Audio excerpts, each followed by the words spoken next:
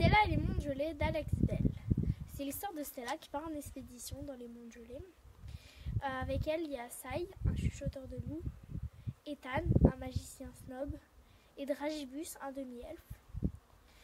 Ils rencontrent des enjôleurs, de mini-fées qui ont l'air très accueillantes, mais en fait elles sont cannibales. Leur morsure, elle provoque des engelures, et Ethan, il s'est fait mordre. Du coup, ils s'enfuient et ils arrivent dans un hôtel de hors-la-loi. « S'il vous plaît, nous avons besoin d'aide !» insista Sai avec une note suppliante dans la voix. « Notre ami est blessé !» L'un des bandits jeta un coup d'œil à Ethan. « Enjôlure, il est fichu. »« Quoi ?» s'écria Ethan, horrifié. « Vous voulez dire qu'il va mourir ?» Le bandit haussa les épaules. « Si vous lui coupez les doigts et les orteils, il vivra peut-être, mais pas forcément. En tout cas, c'est sa meilleure chance.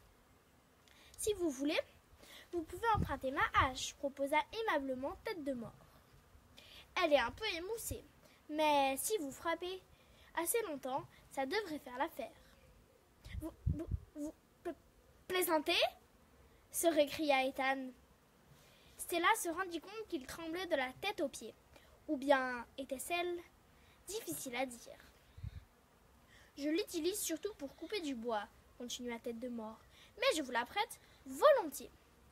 Du moment que vous la nettoyez après, bien sûr. Je ne veux pas de sang partout sur la lame et le manche.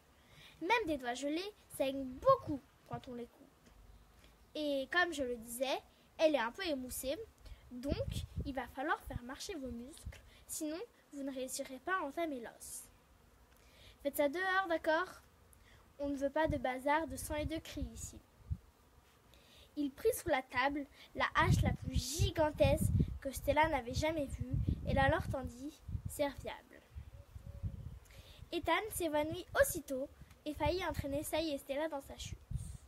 Ils resserrèrent leur étreinte autour de lui. Stella avait mal aux épaules à cause du poids qu'elle devait porter. Dans un coin de la pièce, une chaise racla soudain le sol et un homme énorme s'avança vers eux. Il devait être entré récemment, car Stella vit de la glace briller dans sa barbe roussâtre. Une cicatrice en zigzag traversait le côté droit de son visage. Mais, quand il parla, ce fut d'une voix traînante et amicale. « Hé, les gosses !» lança-t-il. « Vous n'auriez pas de la cire à moustache sur vous ?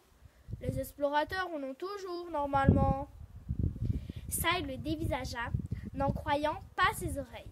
« Quoi ? Mais enfin, vous ne voyez pas que nous avions une urgence ? » Justement, c'est pour ça que... « Allez-vous-en !» lui intima sèchement Stella. « Pour le moment, nous avons un problème plus important à régler. » « Est-ce que j'ai l'air de quelqu'un qui cire sa moustache et huile sa barbe, dites ? Stella dut admettre que non.